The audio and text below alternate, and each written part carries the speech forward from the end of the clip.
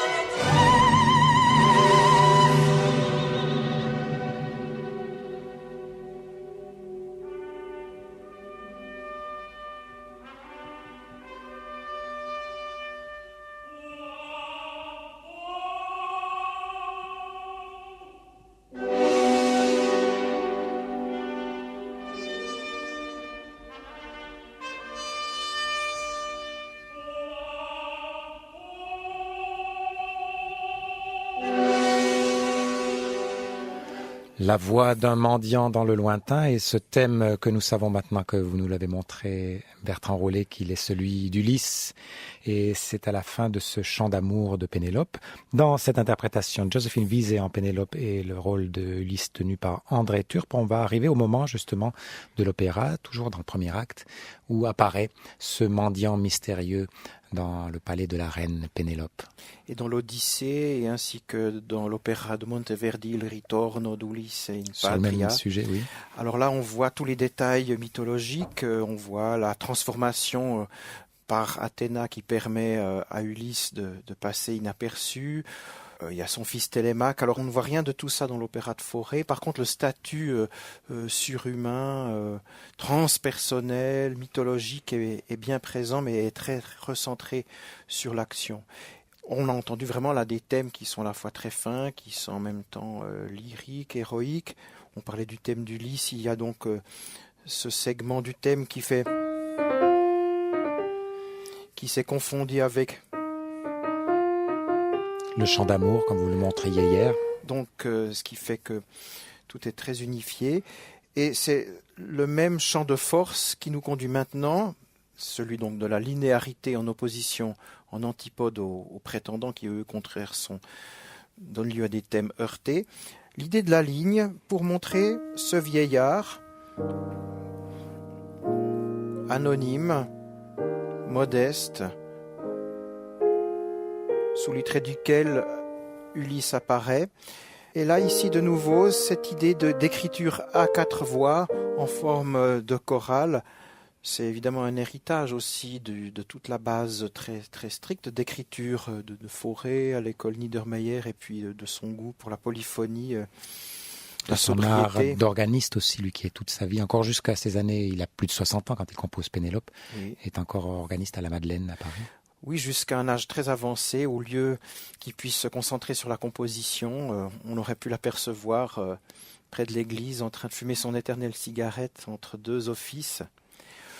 D'où effectivement le rapprochement entre certaines mélodies comme le secret, comme certains passages du Requiem, et puis ce thème que nous allons entendre.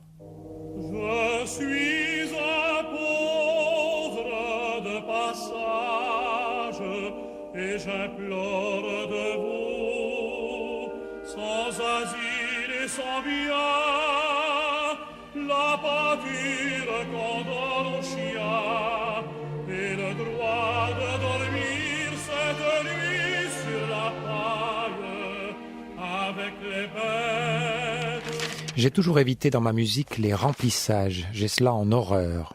Or, j'en avais laissé traîner dans certaines parties de Pénélope, là où le texte ne me portait pas.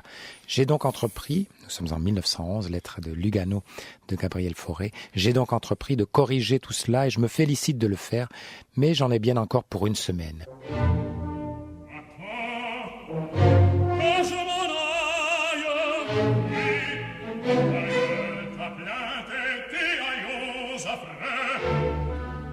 C'est ce qu'écrit Gabriel Fauré en 1911, cette fois depuis Lugano, où il continue sa partition de Pénélope 4 ans après ses débuts. Et c'est peut-être à propos d'un passage comme celui que nous venons d'entendre, où on a l'entrée du mendiant qui est Ulysse déguisé, Bertrand Roulet. Et au lieu d'un récitatif avec des accords banals, on a vraiment une belle écriture, un beau tissu orchestral d'accompagnement. C'est ce qui fait toute la différence entre un récitatif ordinaire et puis le genre de passage que j'aimerais vous montrer maintenant. Quand Pénélope dit Ulysse est absent depuis longtemps, hélas, il t'aurait accordé la chambre la meilleure s'il t'avait vu. Il t'aurait accordé la chambre la meilleure. On a juste ces accords-là, mais ça vient. On continue dans la logique de ce thème linéaire, simplement de cette gamme montante, ce qui fait que les accords d'accompagnement, donc qui effectivement là ici sont plus proches du récitatif, ont quelque chose de sobre, de beau. Qui donc es-tu, demande Ulysse. Elle répond, je suis sa femme, Pénélope, et juste irruption des cordes. Reine, je te salue et je te dis merci. Donc cette simple gamme descendante qui ensuite remonte et on retrouve de nouveau un fragment de ce thème du mendiant. Qui donc es-tu? Je suis sa femme, Pénélope. Je te salue et je te dis merci. Étonneuse vieillard, tu peux rester ici. Cependant, Je suis reine encore. Un reste d'autorité pour Pénélope ici dans ce récitatif que vous nous montriez, Bertrand, qu'on a vu exemplifié par la version de Gabriel Fauré. Et donc l'histoire, c'est celle de cette opposition entre ces 4 prétendants qu'elle a promis de les épouser lorsqu'elle aurait terminé ce linceul qu'elle tisse pour le père d'Ulysse. Mais on connaît un peu l'histoire, elle profite de l'absence de surveillance pour défaire la nuit ce qu'elle est en train de faire. Alors ça, c'est un tableau musical extraordinaire, à la fois de poésie et de précision. Et la première évocation de ce linceul, de cette draperie orchestrale, est précédée d'une sorte de mélodie miniature ou d'air miniature, comme une clairière mystérieuse où coule un murmure étrange d'alto.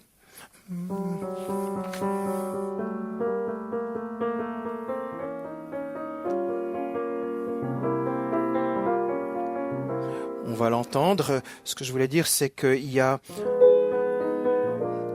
des harmonies qui tournent en descendant vers une note pivot.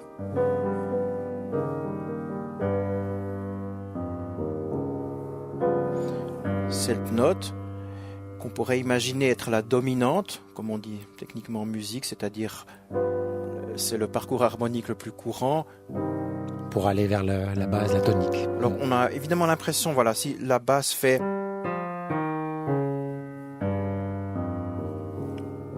Donc ça tourne autour de ça, mais à chaque note, il y a évidemment un des éclairages harmoniques différents.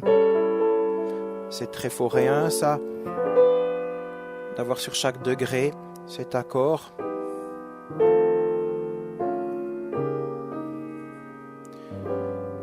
Et c'est alors que s'ouvre ce double fond, et cette draperie blafarde, qui est comme un lambeau d'un autre monde.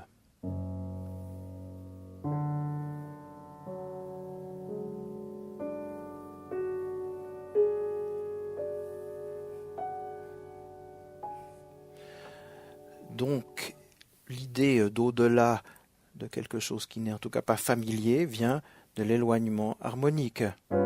Parce que rien n'est plus éloigné de cette tonalité supposée que ce qui est au triton, ce qui est le plus éloigné.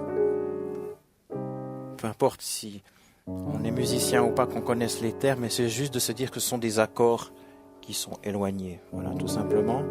Et puis en plus, comme pour leur enlever encore de la carnation, il y a une note qui manque. Donc il y a une sorte de vide en plus dans l'accord. Au lieu d'avoir cette note-là, elle est absente.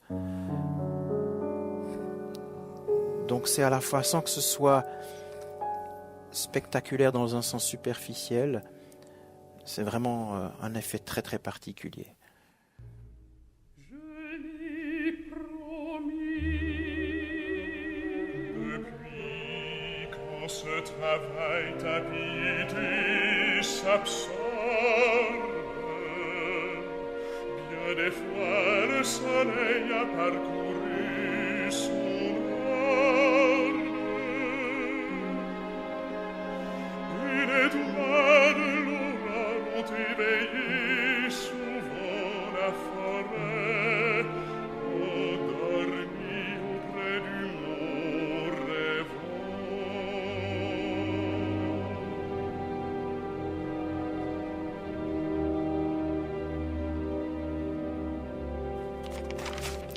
Lugano, 9 septembre 1911. Je me bats avec la toile de Pénélope et les fils qu'elle défait. C'est là un effet pittoresque que je veux simple, qu'il ne soit pas un effet à remarquer. C'est très difficile, il faut que ce soit et que ça ne tire pas l'œil. Je connais des musiciens qui eussent accepté d'écrire la partition de Pénélope uniquement pour cette scène. Ce n'est pas mon goût.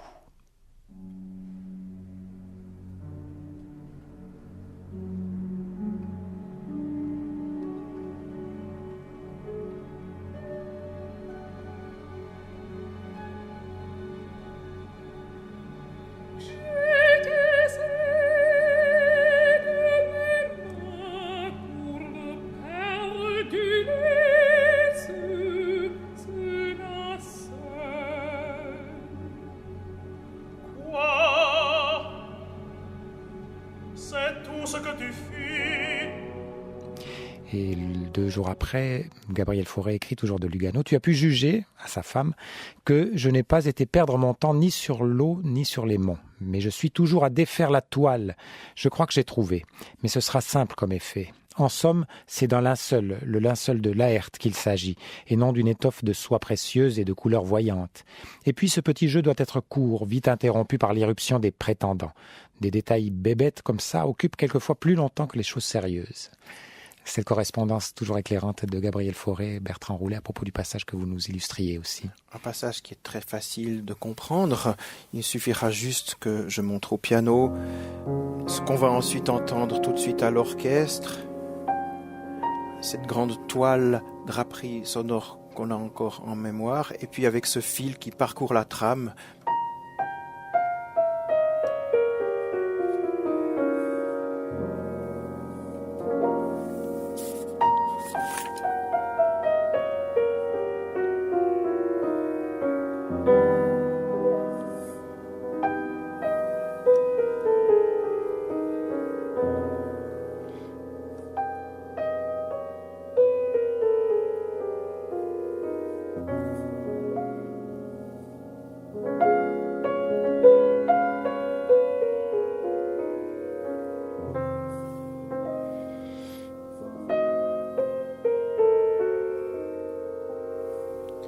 Mais c'est encore bien plus extraordinaire avec l'orchestre, bien entendu. Je défie chaque soir, soit pour le jour, j'ai fait.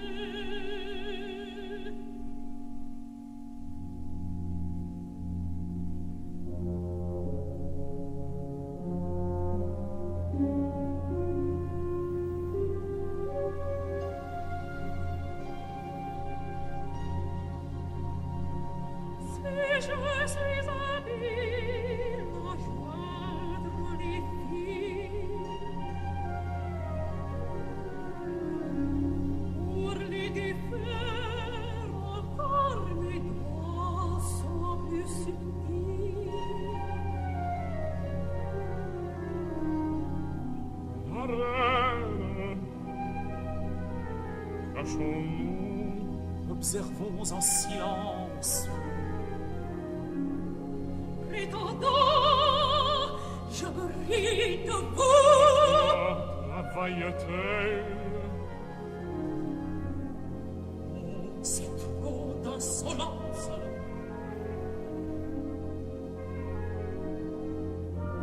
Vous n'arracherez pas le souvenir d'Ulysse au cœur de son épouse.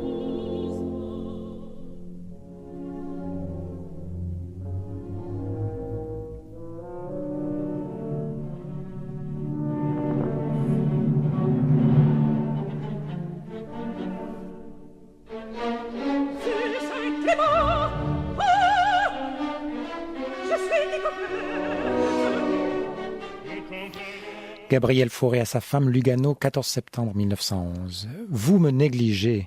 Il n'y a que le ministère qui m'écrit et qui me sonne le glas des jours que je puis donner tout entier à Pénélope. Elle a fini d'arracher les fils. Elle n'en enlève qu'une dizaine. Mais c'est toujours ça. Et puis elle est surprise, elle crie, les prétendants crient, tout le monde crie. Maintenant, la voilà fort abattue. Elle se dispose pourtant à gravir, comme chaque soir, la colline qui domine la mer pour chercher à l'horizon la nef de son époux. Et pendant qu'elle va se couvrir d'un manteau, Ulysse, laissé seul, salue tous les objets qui l'entourent dans un élan de joie attendrie que je suis en train de chercher.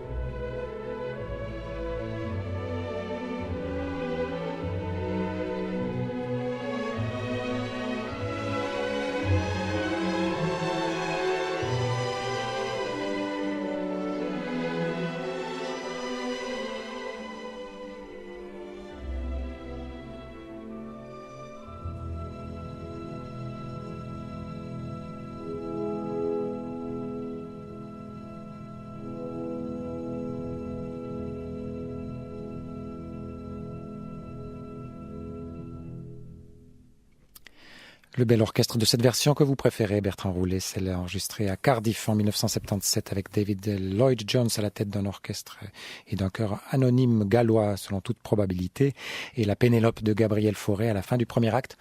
Le rideau va s'ouvrir sur la suite des 3 actes de Pénélope de Fauré. Oui, mais il faut que je vous montre maintenant l'aspect divin, si on peut dire, du drame.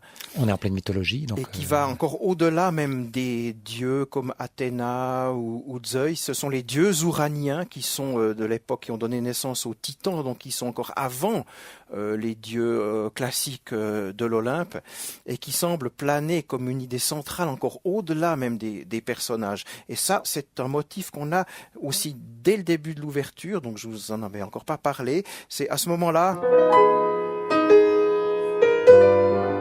Donc ça, c'est notre motif de Pénélope qu'on connaît bien, mais... Alors quand les prétendants veulent repousser Ulysse, vieillard et anonyme, elle déclare que les dieux ouraniens prennent tous les visages comme des étrangers, parfois sur terre, ils vont, on ne voit pas le feu qui brûle sous leur front, etc. Donc, pour justifier l'hospitalité qu'elle va donner à ce vieillard mendiant. Il y a juste ce passage très important qui reprend ce que j'avais montré ici.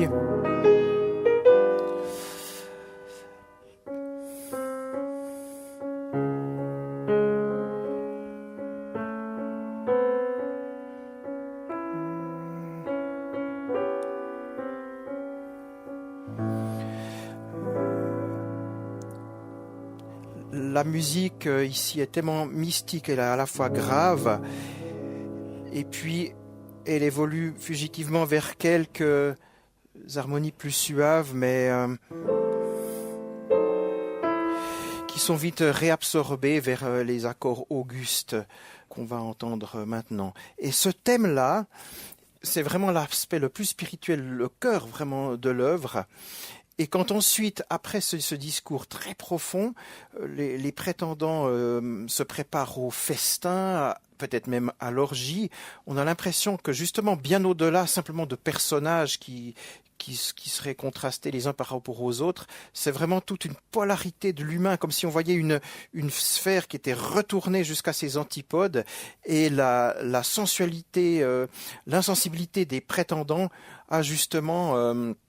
un aspect qui dépasse vraiment le particulier et l'anecdotique. C'est vraiment comme quelque chose de presque de violent et d'anti-spirituel qui est presque effrayant. Il y a quelque chose de tragique dans cette insensibilité. Donc ce passage, il est très important pour bien comprendre le deuxième acte. Un petit flashback donc dans ce premier acte avec ce thème des dieux ouraniens. Si vulgaire, aussi sournois.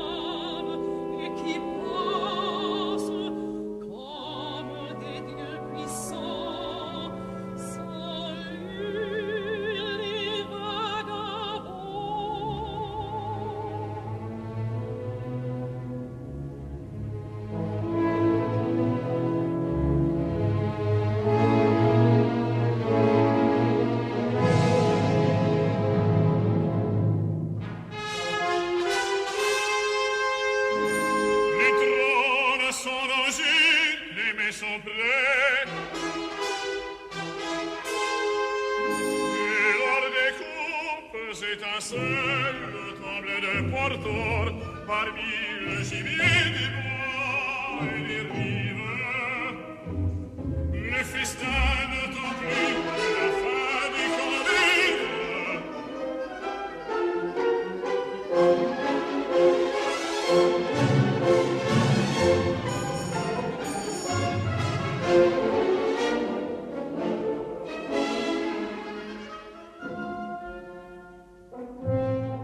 Lausanne, 28 août 1908. Petite incursion dans le second acte de Pénélope.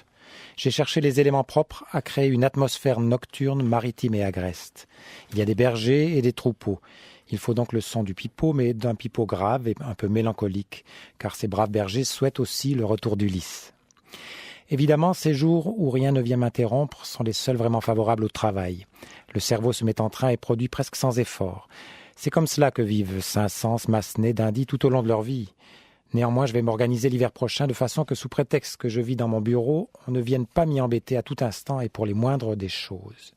C'est Gabriel Fauré qui parle ici, dans ses vacances lausannoises qui lui permettent d'avancer son travail, alors que lorsqu'il est à Paris, ses tâches l'accaparent et donc il ne peut pas beaucoup composer, malheureusement. Oui, et comme vous allez le voir, ce tableau du deuxième acte, c'est pas juste un tableau pittoresque. Il y a vraiment un développement à partir de ce thème des dieux ouraniens. Donc c'est presque comme une idée peut-être de la mer aussi, mais presque la mer, la nature sacrée.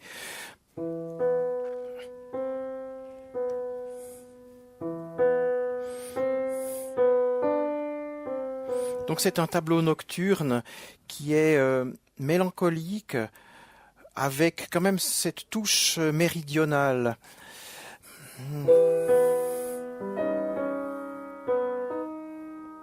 C'est quand même un vent caressant, nostalgique, mais un air chaud malgré tout, avec de la clarté.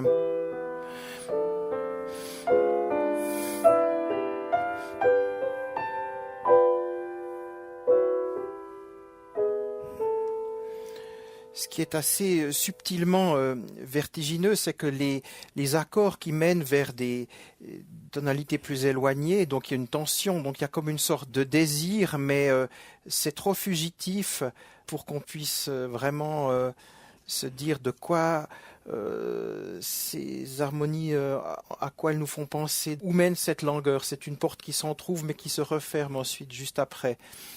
On peut aussi constater subtilement que les harmonies de Pénélope reviennent ici dans le mouvement gracieux de l'intervalle descendant.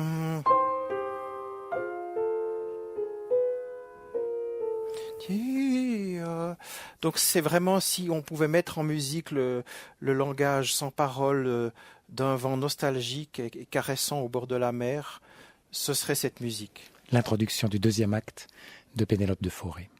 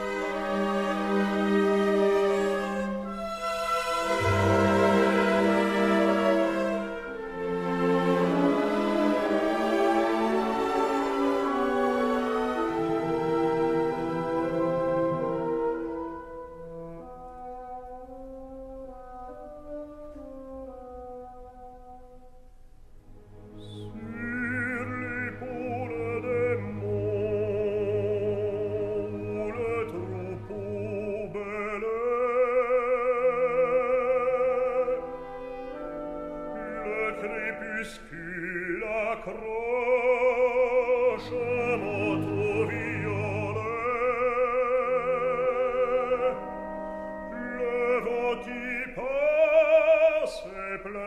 extase pacifique et fait chanter les paix mélancoliques.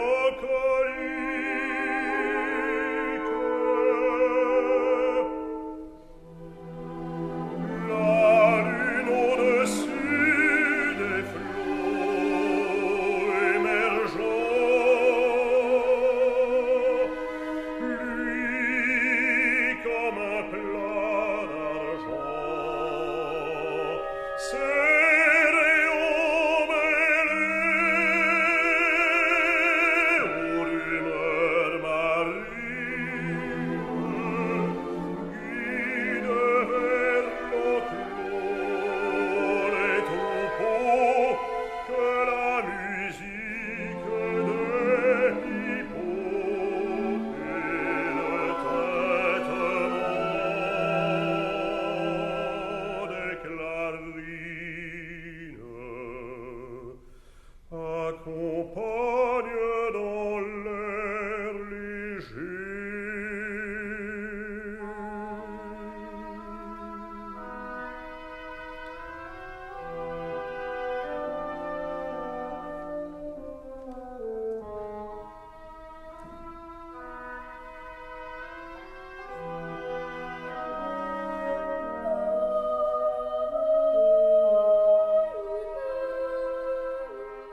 José Van Damme en berger Eumée au début de cette belle introduction du deuxième acte de Pénélope de Forêt, plein d'émotions, Oui. très proustiennes, je dirais. On a parlé des rapports entre Proust et Forêt au long de ces émissions, surtout au début, Bertrand Roulet.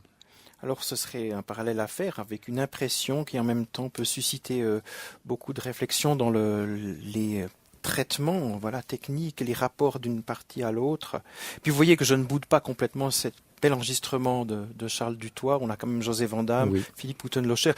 Jessie Norman est quand même très convaincante, très dramatique, mais d'une façon générale, il y a quand même quelque chose de plus naturel et puis peut-être plus de violence dans l'orchestre et quand même peut-être une meilleure diction pour certains personnages dans cet enregistrement anglais qui est surprenant. Qu'on retrouvera tout à l'heure, mais justement Jessie Norman, elle va avoir un beau récitatif, si l'on peut dire, un beau récit à faire dans ce thème du temps passé et de la mélancolie.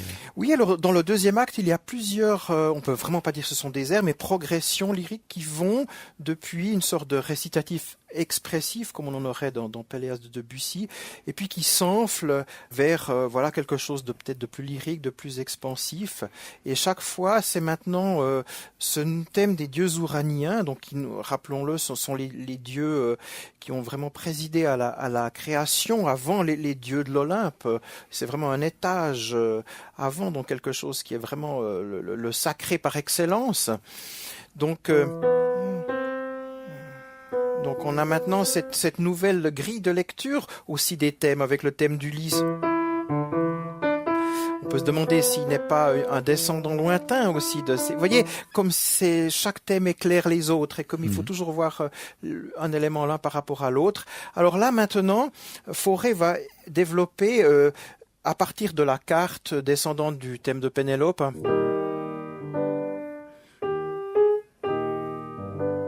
maintenant, il fait des échelonnages, on va dire, avec intervalle descendant.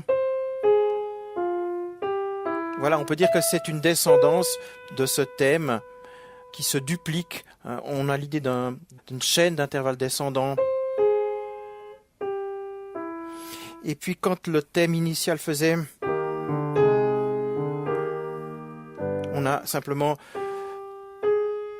un demi-ton, un seul saut chromatique. Là, on va avoir une duplication aussi de ce petit intervalle. Et pas simplement, mais on aura souvent, ça c'est quelque chose qui va donner un élément aussi passionnel dans les développements.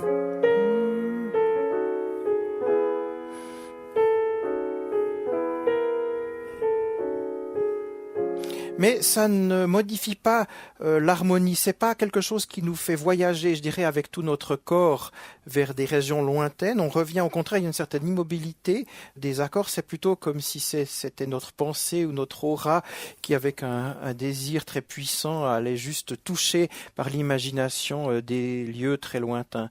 Ce profond sentiment de nostalgie et de rêverie au bord de la mer.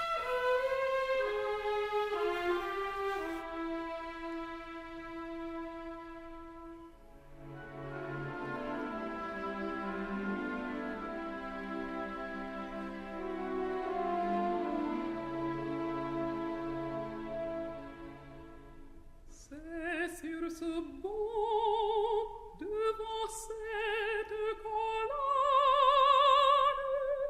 qu'au souvenir des temps heureux, je m'abandonne.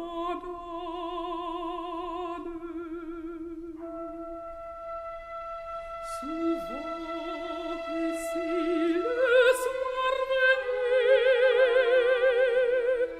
il est arrivé contre le sein nu, en regardant s'évanouir sous les étoiles la blancheur des dernières voiles. Là-bas, parmi les îlots battus des flots,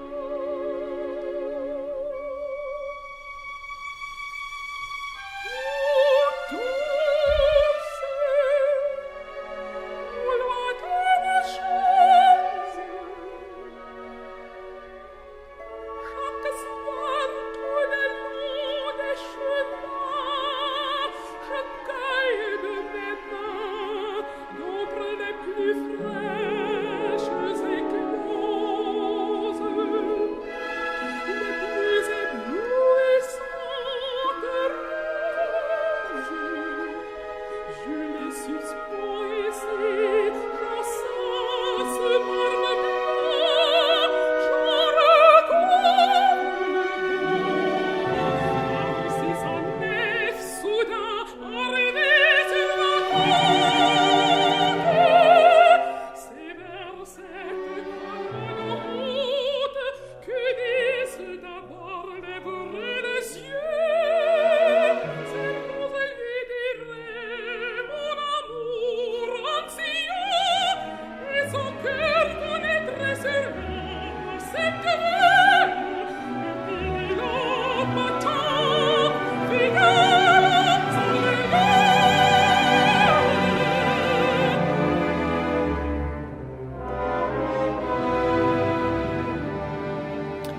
Pénélope dans cette deuxième scène du deuxième acte de l'opéra de Fauré, Bertrand Rollet. Et l'histoire continue, donc on a toujours Ulysse déguisé dans les parages qui ne se révèlent pas, dont seule sa nourrice a reconnu les traits, les cicatrices au premier acte. Et ce qui donnait lieu à ce thème de chorale.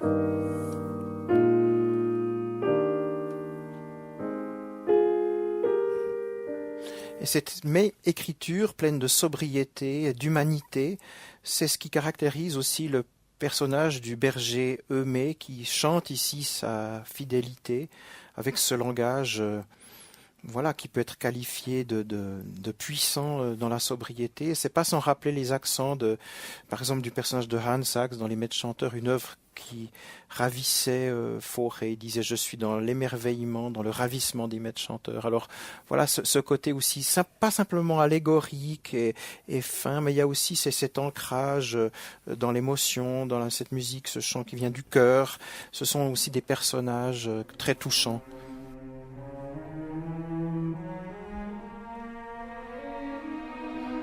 Encore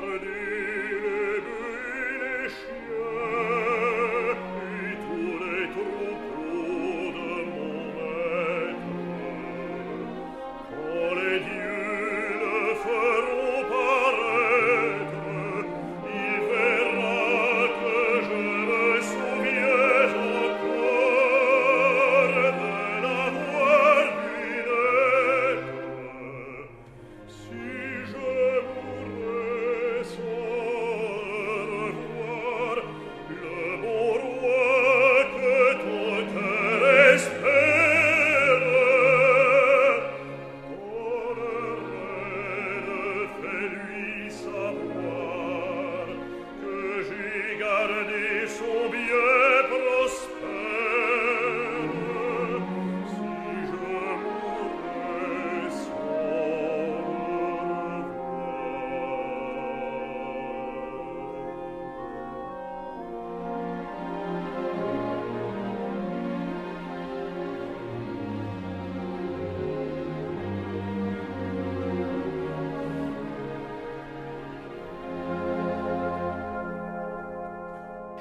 À nouveau José Van Damme en Neumée dans ce deuxième acte de Pénélope. Bertrand Roulet, vous soulignez pendant que nous écoutions ce passage le beau tissu polyphonique de l'orchestre foréen.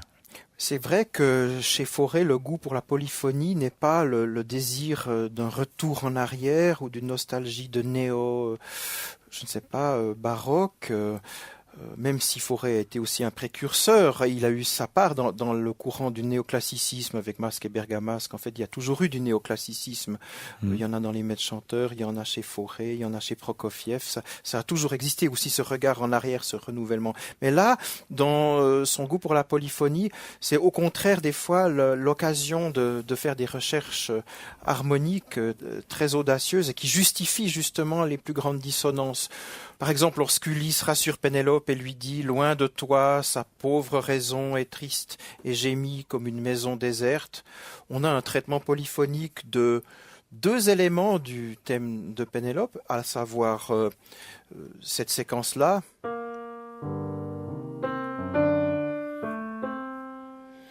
Et puis, l'élément qu'on avait dans une des basses du thème. Voyez-vous ? Alors si on combine tout ça et qu'on commence à faire une sorte de recherche contrapuntique et harmonique,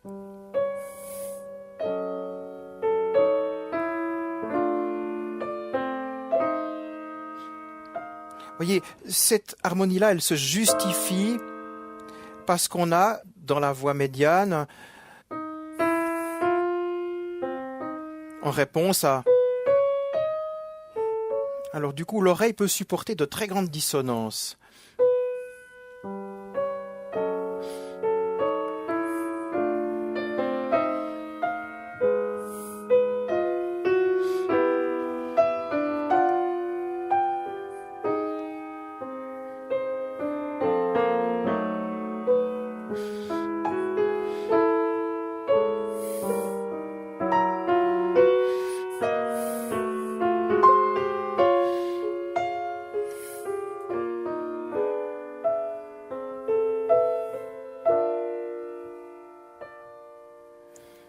Voilà, je crois que ça valait la peine de l'entendre dans la lenteur avant de le voir couler sans qu'on puisse forcément l'analyser, en plus sous la partie vocale.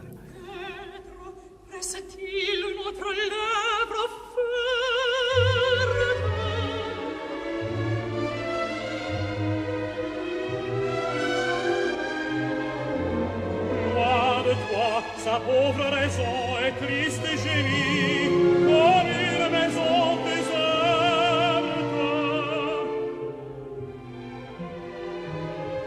Celui dont l'ardeur effeuilla jadis, en tremblant d'amour, tes pudeurs de lys, pour toujours t'adore.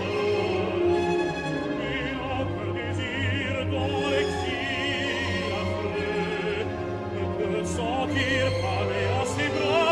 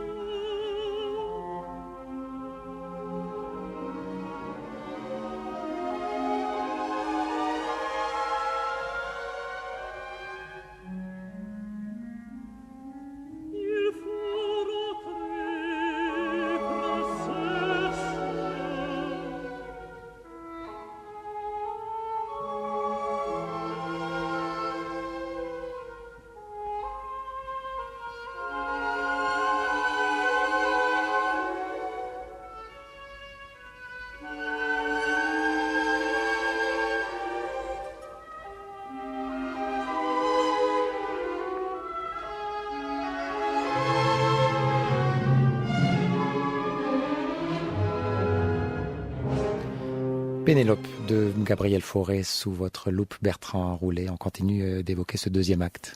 Alors peut-être encore une page très puissante qui est comme toujours dans cet acte avec cette variation sur cette présence invisible des dieux ouraniens. Maintenant, un développement alors plein de passion avec qui reprend cette idée dont j'avais parlé.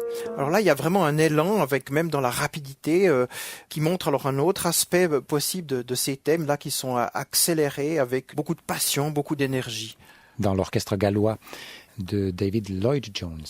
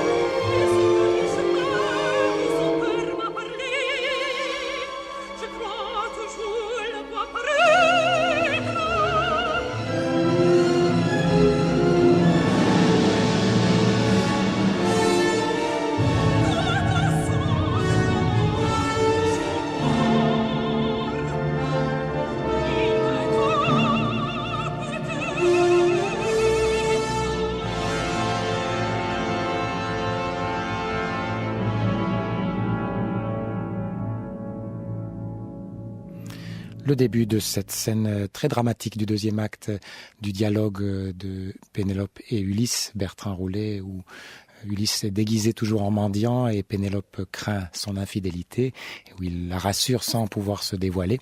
Ce qu'il va faire par contre, à la fin de l'acte, à Eumée et aux autres bergers qui étaient ses sujets il y a bien longtemps. Et il prépare maintenant sa vengeance qui va être vraiment les forces légitimes qui vont reprendre possession du palais d'Ithaque et du royaume. Alors voilà, c'est le moment ou jamais d'avoir ce déploiement de force avec ce thème au profil si caractéristique d'Ulysse avec ses quintes qui expriment la force. Et alors la musique est très rapide, elle est pleine de subtilité harmonique et Fauré travaille forcément ces motifs avec une idée de polyphonie, un peu de canonique.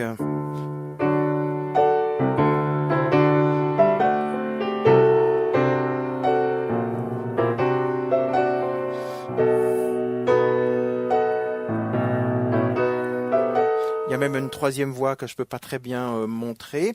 Et puis ce qui est intéressant, c'est comme il réussit à intégrer la force montante des quintes. Alors ça donne vraiment cette solidité, cette force très particulière.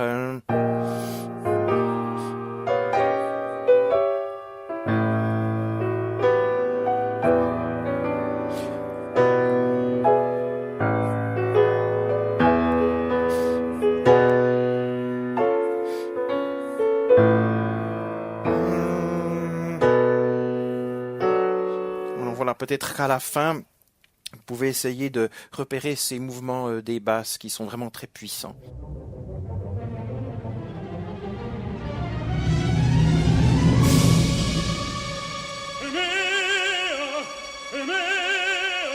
Et vous tous, les patres,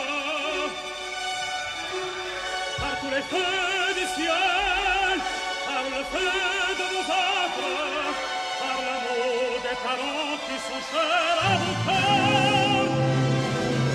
Reconnaissez le plus à plaindre des vainqueurs de Troie. Soyez en joie.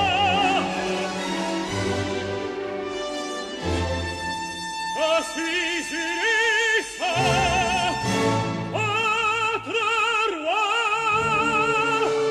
Ulysse, est-ce possible?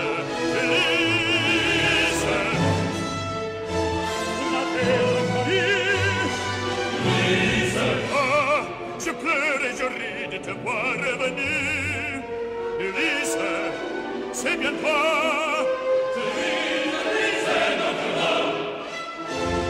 C'est lui.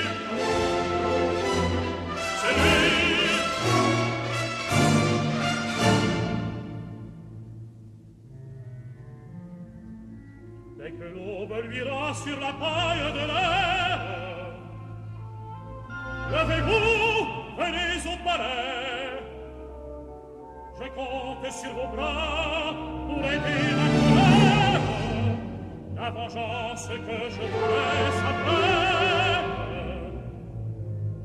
Et des prétendants odieux, pourvu que vous gardiez ma présence secrète, je châtierai le crime avec l'aide des dieux.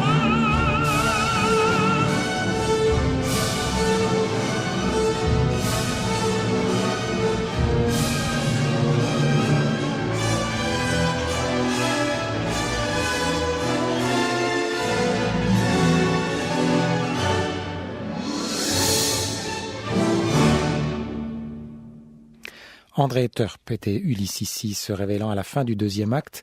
On va refermer ce quatrième épisode et en vous disant au revoir à Bertrand pour retrouver le dénouement demain et le troisième acte de Pénélope de Gabriel Fauré, toujours sous vos commentaires. Pour nous quitter aujourd'hui, retour à cette introduction et au début orchestral du deuxième acte de la Pénélope de Fauré, avec l'interprétation de l'Orchestre Philharmonique de Monte-Carlo, Charles Dutoit pour le diriger.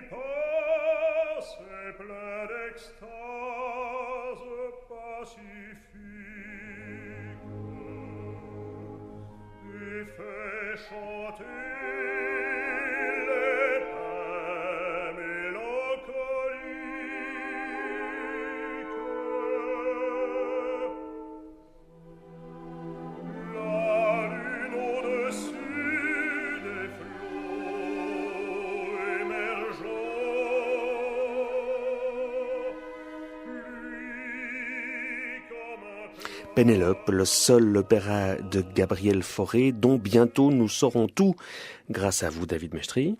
Et grâce à Bertrand Roulet, pianiste, qui nous démontre tous ces motifs. Bertrand Roulet, que je remercie pour sa présence et son savoir. Et puis j'aimerais remercier aussi Gérald Diastan pour sa réalisation, Isabelle Watson pour son assistance à la production, musique en mémoire, proposition de Jolie Crider. Vous écoutez Espace 2, il est 11h.